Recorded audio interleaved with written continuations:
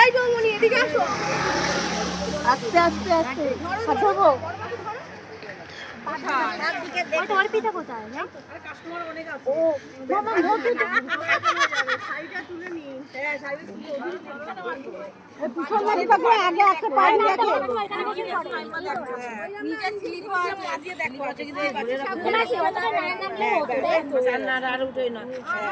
পাঁচজন ধরো তাহলে হবে। পাঁচজন ধরলেই হবে।